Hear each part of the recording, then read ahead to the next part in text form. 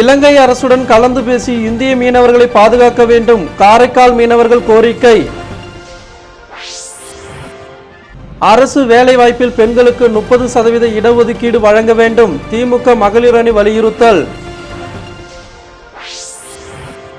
புதுச்சேரி பல்கலைக்கழகத்தில் 120 படிப்புகளுக்கு நுழைவுத் தேர்வு, 50,000 பேர் விண்ணப்பம். ராஜீவ்காந்தி நினைவு தினம் அரசு மற்றும் காங்கிரஸ் கட்சி சார்பில் அனுசரிக்கப்பட்டது. இனி விரிவான செய்திகள். இலங்கை அரசுடன் கலந்து பேசி இந்திய மீனவர்களுக்கு பாதுகாப்பு வழங்க வேண்டும் என காரைக்கால் மீனவர்கள் கோரிக்கை விடுத்துள்ளனர். இலங்கை அரசுடன் கலந்து பேசி இந்திய மீனவர்களுக்கு பாதுகாப்பு வழங்க வேண்டும் என காரைக்கால் மீனவர்கள் கோரிக்கை விடுத்துள்ளனர். காரைக்காலைச் சேர்ந்த 26 மீனவர்கள் 5 படகுகளுடன் கடந்த மாதம் இலங்கை கடற்படையினரால் சிறைபிடிக்கப்பட்டு இலங்கை சிறையில் அடைக்கப்பட்டிருந்தனர். இலங்கை அரசின் பரிந்துரையை ஏற்று இலங்கை நீதிமன்றம் 26 மீனவர்களையும் விடுதலை செய்தது. இதையடுத்து காரைக்கால் மீனவர்கள் 26 பேரை விடுவிக்க பெரும் முயற்சி மேற்கொண்ட மத்திய அமைச்சர் நாராயணசாமி மற்றும் மத்திய மாநில அரசுகளுக்கு நன்றியை தெரிவித்துக் கொள்வதாக மீனவ பஞ்சாயத்தார்கள் கூறினர். கடந்த 1.5 மாத காலங்களாக இலங்கை சிறையில் இருந்த எங்கள் காரை மாவட்டத்தைச் சேர்ந்த 26 மீனவர்களும் இன்று விடுதலையாகியுள்ளார்கள். அதற்கு நாங்கள் பெருமகிழ்ச்சி அடைகிறோம். மேலும் இந்த விடுதலைக்காக பெருமுயற்சிகள் மேற்கொண்ட மத்திய மாநில அரசுகளுக்கு எங்களது நன்றியினை தெரிவித்துக் கொள்கிறோம். பல கட்ட போராட்டங்கள் நாங்கள் நடத்தினோம். அந்த பல கட்ட போராட்டங்களுக்கும் எங்களுக்கு உறுதுணையாகவும் ஆதரவாகவும் இருந்த அனைத்து அமைப்புகளுக்கும் எங்களது நன்றியினை தெரிவித்துக் கொள்வதோடு, பல்வேறு போராட்டங்களுக்கு மத்தியில் மீனவர்கள் விடுதலை செய்ததோடு தங்களது கடமை முடிந்தது என மத்திய மாநில அரசுகள் கருதாமல் இந்திய இலங்கை அரசு அதிகாரிகள் மற்றும் இரு நாட்டு மீனவர்கள் கலந்து பேச்சுவார்த்தைக்கு ஏற்பாடு செய்ய வேண்டும் என கோரிக்கை விடுத்துள்ளனர். போர்க்கால அடிப்படையில் தடைக்காலம் முடிவதற்குள் மத்திய மாநில அரசுகள் இரு நாட்டு மீனவர்களும் எவ்வித பிரச்சனையுமின்றி பரஸ்பரம் இரு நாட்டு பகுதிகளில் மீன்பிடிக்கும் நிலையை ஏற்படுத்தி தந்தால் மட்டுமே தமிழகம் காரைக்கால் மீனவர்கள் பயம் ஏதுமின்றி மீன்பிடி தொழிலில் ஈடுபட முடியும் என கூறிய மீனவ பஞ்சாயத்தார் ஒரு வார காலத்திற்குள் பேச்சுவார்த்தைக்கு ஏற்பாடு செய்ய வேண்டும் என்றும் தமிழகம் மற்றும் புதுச்சேரி அரசுகள் மத்திய அரசை வலியுறுத்தி பேச்சுவார்த்தைக்கான ஏற்பாடுகளை செய்ய வேண்டும் என்றும் கேட்டுக்கொண்டனர். எங்களுடைய மீன்பிடி தடைக்காலம் ஒரு சில நாட்களுக்குள் முடிகிறது. அந்த மீன்பிடி தடைக்காலம் முடிந்த பிறகு நாங்கள் மீன்பிடி தொழில் செய்வதற்கு ஏதுவாக இந்த 2 அரசுகளுக்கும், இலங்கை அரசும் எங்களுடைய இந்திய நாட்டு அரசும் சேர்ந்து எங்களுக்கு ஒரு நல்லதொரு முடிவு எடுத்து நாங்கள் மீன்பிடி தொழில் சுமூகமாக செய்வதற்கு வழிவகை செய்ய ஆவண செய்ய வேண்டுகிறோம்.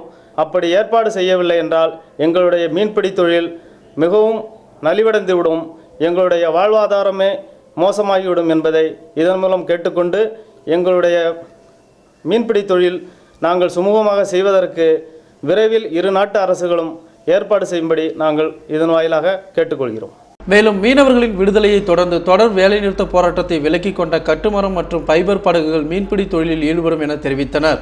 இதேபோல் காரைக்கால் மீனவர்கள் 26 பேரை விடுதலை செய்ததை தொடர்ந்து புதுச்சேரி மீனவ பஞ்சாயத்தார்கள் தலைவர் பொன் ராஜேந்திரன் தலைமையில் முதலமைச்சர் ரங்கசாமியை அவரது அலுவலகத்தில் நேரில் சந்தித்து சால்வை அணிவித்து நன்றியை தெரிவித்துக் கொண்டனர். புதுச்சேரி அரசு வேலைவாய்ப்புகளில் பெண்களுக்கு 30% இடஒதுக்கீடு வழங்க வேண்டும் என்ற தீர்மானம் திமுக மகளிர் அணி கூட்டத்தில் நிறைவேற்றப்பட்டது. திமுக மகளிர் அணி மற்றும் மகளிர் தொண்டர் அணி புதிய நிர்வாகிகள் அறிமுக கலந்துரையாடல் கூட்டம் திமுக அமைப்பாளர் MAS சுப்பிரமணியன் தலைமையில் கலைஞர் இல்லத்தில் நடைபெற்றது. முன்னாள் முதல்வர் ஜானகிராமன் முன்னிலை வகிக்க துணை பொது செயலாளர் சர்க்குண பாண்டியன், மகளிர் அணி தலைவர் நூர்ஜஹான் பேகம், செயலாளர் புதுக்கோட்டை விஜயா, மகளிர் தொண்டர் அணி செயலாளர் புதுக்கோட்டை விஜயா ஆகியோர் வரவேற்புரை வழங்கினர். கூட்டத்தில் புதுச்சேரியில் பெண்களுக்கு அரசு வேலைவாய்ப்புகளில் 30% இடஒதுக்கீடு வழங்க வேண்டும், மகளிர் ஆணையத்துக்கு சட்ட அங்கீகாரம் வழங்க வேண்டும், குழந்தைகளின் இறப்பு விகிதம் மற்றும் மகளிர் வன்கொடுமைகள் அதிகரிப்பதை அரசு தடுக்க வேண்டும் உள்ளிட்ட தீர்மானங்கள் நிறைவேற்றப்பட்டன.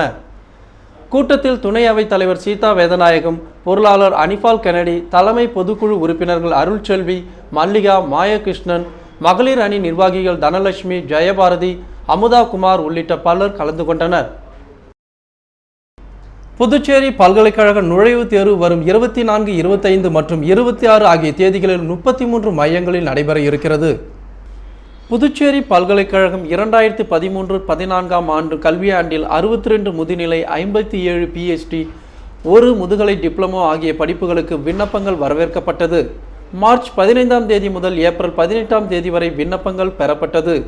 அதன்படி இந்தியா முழுவதும் 50,000 விண்ணப்பங்கள் வந்தது. இதில் 47,203 விண்ணப்பங்களை பல்கலைக்கழகம் நிர்வாகம் ஏற்றுக்கொண்டுள்ளது. கடந்த ஆண்டை விட 3,000 விண்ணப்பங்கள் கூடுதலாக பெறப்பட்டுள்ளது. நுழைவுத் தேர்வு வரும் 24, 25 மற்றும் 26 ஆகிய 3 தேதிகளில் டெல்லி, மும்பை, கொல்கத்தா, விசாகப்பட்டினம், ஐதராபாத், சென்னை, புதுச்சேரி, திருவனந்தபுரம், கொச்சி உட்பட இந்தியா முழுவதும் 33 மையங்களில் நடக்கிறது. நுழைவுச் சீட்டுகளை புதுச்சேரி பல்கலைக்கழக இணையதளத்தில் இருந்து பதிவிறக்கம் செய்து கொள்ளலாம். தேர்வு மையம், இடம், நேரம், தேதி ஆகிய தகவல்களையும் இமெயில் மற்றும் SMS மூலம் மாணவர்களுக்கு நிர்வாகம் அனுப்பி வைத்துள்ளது. முன்னாள் பிரதமர் ராஜீவ்காந்தி நினைவு தினத்தையொட்டி அரசு சார்பில் அவரது சிலைக்கு முதலமைச்சர் ரங்கசாமி மாலை அணிவித்து மரியாதை செலுத்தினார். முன்னாள் பிரதமர் ராஜீவ்காந்தி 22வது நினைவு தினம் அரசு சார்பில் அனுசரிக்கப்பட்டது. இதனையொட்டி முருகா தியேட்டர் சிக்னலில் உள்ள ராஜீவ்காந்தியின் சிலைக்கு அரசு சார்பில் முதலமைச்சர் ரங்கசாமி, சபாநாயகர் சபாபதி, அமைச்சர்கள் ராஜவேலு, பன்னீர்செல்வம், தியாகராஜன், MLAக்கள் வைத்தியநாதன், நேரு, வாரிய தலைவர்கள் வேல்முருகன், ரேவதி பர்குணன், மதி உள்ளிட்டோர் மாலை அணிவித்து மரியாதை செலுத்தினர். இதனையடுத்து தேசிய ஒருமைப்பாட்டு உறுதிமொழி ஏற்கும் நிகழ்ச்சியில் தலைமை செயலர் சேட்டன் பி சாங்கி, DIG சுக்லா உள்ளிட்டோரும் பங்கேற்றனர். இந்திய மக்களாகிய நாம் நம் நாட்டு அளவிலான தன்மை ஆகியவற்றில் ஆழ்ந்த நம்பிக்கை கொண்டிருப்பதால் எல்லா வகையான அச்சுறுத்தல் கொள்கையையும் வன்முறையையும் நமது வலிமையுடன் எதிர்க்க இதன் மூலம் விழிமை முறையில் உறுதி செய்கிறோம். எல்லா மக்களிடையேயும் அமைதி, சமூக நல்லிணக்கம், ஒருவருக்கொருவர் புரிந்து கொள்ளுதல் ஆகியவற்றை போற்றி ஒழுகி மேம்படுத்தவும், மனித உயிர்களையும் மதிப்பீடுகளையும் அச்சுறுத்துகின்ற புலப்படுத்தும் சக்திகளுக்கு எதிராக போரிடவும் நாம் உறுதியெடுத்துக் கொள்கிறோம். இதேபோல் காங்கிரஸ் கட்சி சார்பில் முன்னாள் பிரதமர் ராஜீவ்காந்தி நினைவு தினம் அனுசரிக்கப்பட்டது. இதனையொட்டி மத்திய இணையமைச்சர் நாராயணசாமி, எதிர்க்கட்சி தலைவர் வைத்தியலிங்கம், காங்கிரஸ் தலைவர் AV சுப்பிரமணியன், முன்னாள் அமைச்சர்கள் நமச்சிவாயம், கந்தசாமி, முன்னாள் MLA ஏழுமலை ஆகியோர் ராஜீவ்காந்தி சிலைக்கு மாலை அணிவித்தனர். முன்னதாக காங்கிரஸ் கட்சி அலுவலகத்தில் இருந்து ராஜீவ் ஜோதி யாத்திரை செல்லும் இருசக்கர வாகன பேரணியை மத்திய இணையமைச்சர் நாராயணசாமி துவக்கி வைத்தார். இதனையடுத்து முன்னாள் பிரதமர் ராஜீவ்காந்தி நினைவு தினத்தையொட்டி வில்லியனூர் கொம்யூன் பஞ்சாயத்து அலுவலகம் அருகில் உள்ள அவரது சிலைக்கு நமச்சிவாயம் MLA தலைமையில் மாலை அணிவித்து மரியாதை செய்யப்பட்டது. இந்நிகழ்ச்சியில் வில்லியனூர் தொகுதி காங்கிரஸ் கட்சி பிரமுகர்கள் கலந்து கொண்டனர். இதனிடையே மங்களம் தொகுதியில் முன்னாள் பிரதமர் ராஜீவ்காந்தி நினைவு தினம் கொண்டாடப்பட்டது. வட்டார காங்கிரஸ் அலுவலகத்தில் நடைபெற்ற இந்நிகழ்ச்சியில் ராஜீவ்காந்தி திருவுருவ படத்திற்கு தேனி ஜெயக்குமார் MLA, முரளிதரன் ஆகியோர் மலர் தூவி மரியாதை செய்தனர்.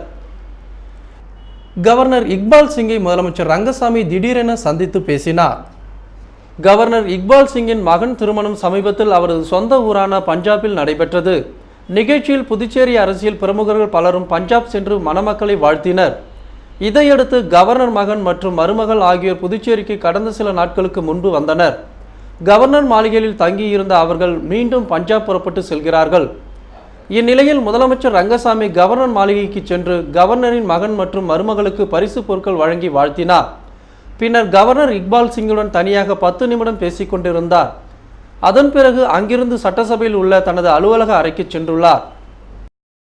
காரைக்கால் ஸ்ரீ சீதலாதேவி மாரியம்மன் ஆலய தீமிதி திருவிழாவில் ஏராளமான பக்தர்கள் கலந்து கொண்டு சுவாமி தரிசனம் செய்தனர்.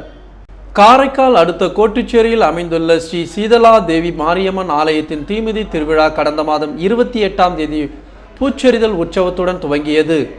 விழாவின் முக்கிய நிகழ்ச்சியான தீமிதி திருவிழா விமர்சையாக நடைபெற்றது.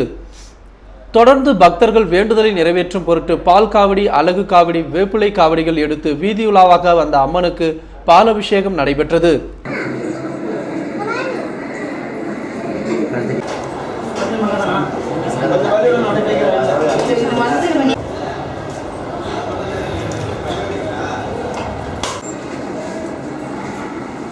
வண்ண மலர்களால் அலங்கரிக்கப்பட்ட வாகனத்தில் ஸ்ரீ சீதாலா தேவி மாரியம்மன் வீதி உலாவாக வந்து தீக்குழிக்கு முன் வந்த பிறகு கரகம் மற்றும் பக்தர்கள் தீக்குழியில் இறங்கி அம்மனை வழிபட்டு தங்களது நேர்த்திக் கடனை செலுத்தினர்.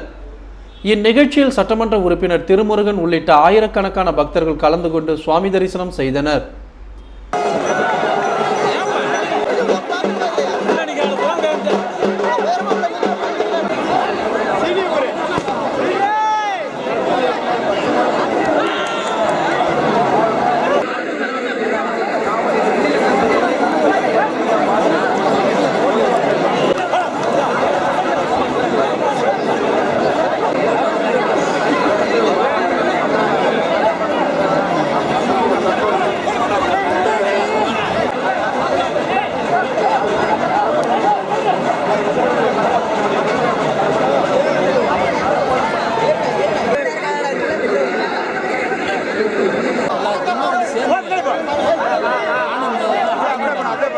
இதனிடையே காரைக்கால் அம்பரகரத்தார் அருள்மிகு பத்ரகாளியம்மன் தேவஸ்தானத்திற்கு உட்பட்ட ஸ்ரீ மகா மாரியம்மன் ஆலயத்தின் தீமிதி திருவிழா கடந்த 6ஆம் தேதி பூச்சொரிதல் உற்சவத்துடன் துவங்கியது.